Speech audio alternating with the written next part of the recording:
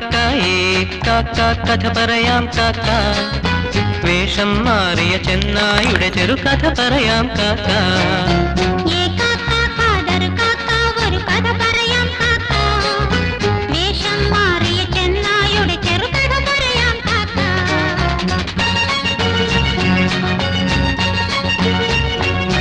ഒരു മലയരികിൽ ഒരു പുൽപ്പരപ്പിൽ കുറെ ആടുകൾ മേഞ്ഞിരുന്നു. അപ്പോൾ അതുവഴിയെ ഒരു പടുകിഴവൻ ചെന്നായ വലഞ്ഞെത്തി. കുരുനാടുകൾ തൻ രുചിയൊന്നറിയാൻ അവനന്നൊരു കൊതിയിളകി. ഉടനാ കിളവൻ ചെന്നായതിനായൊരു സൂത്രമെടുത്തല്ലോ.